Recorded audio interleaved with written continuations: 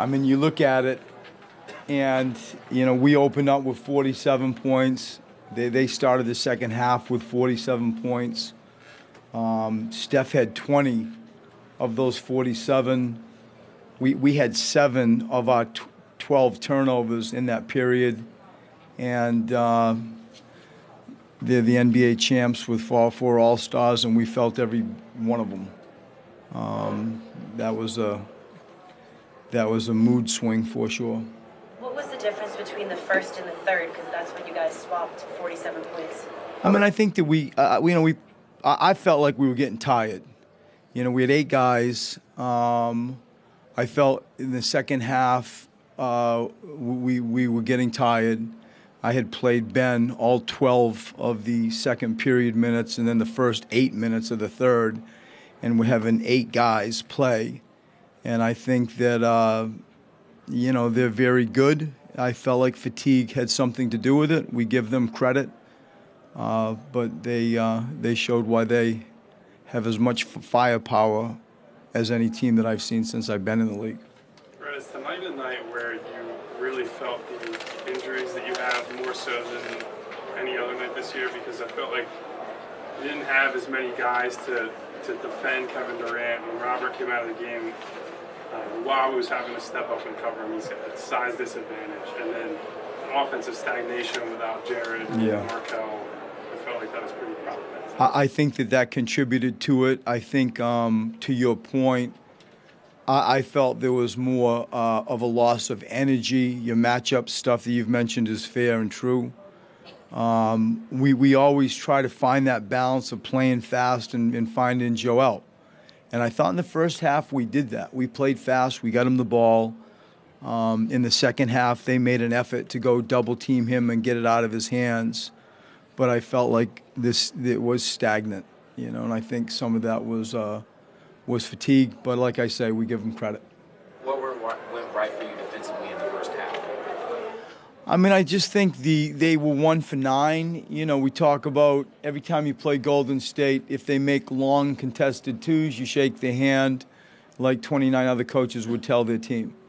And we did that. They didn't shoot many threes and they didn't make many threes. And we were able to take it and play with a pretty active pace, and we shared the ball. And, we had 74 points. I think that's the most points a 76ers team has had since the 90s. And it wasn't – the volume of points was obviously pleasing, but it's how we got them that was most pleasing. And, I think that our defense, for the reasons I just said, allowed our offense to get out and have that opportunity to score. Speaking about the ball movement in the first half. I'm sorry? The ball movement in the first half, it looked like when they double teamed that you guys swung it really fast, a little bit quicker than we've seen that it happened this season. Why was that so effective or so ineffective in the second half? Why was it more stagnant? I think it's true. We didn't sort of move the ball from the post around as quickly as we need to. I will look at tape to figure that better out.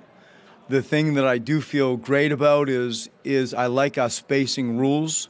I like Joel quarterbacking the gym. He's a willing passer. We will look at, why it didn't move from that area as quickly as we had hoped. I think that when I look at some of the most important things offensively we can do is that. Like, what are you going to do because the league, he's going to be double teamed for the rest of his life. And how do you handle that and the spacing around that? I thought in Los Angeles we did a really good job of spacing. It was mostly single coverage there. They came from different angles late after he had his 40th point. Tonight in the second half, they came at all from all angles, and we need to react better to that. Was fatigue a factor when they come at you with these explosions? I always worry when you come back from a West Coast road trip. I always worry about it. Some of it's probably paranoia. I bet some of it's fact. I think it's exacerbated when you have 8 players and you're coming back. We're not going to make any excuses. We put ourselves in a position to compete.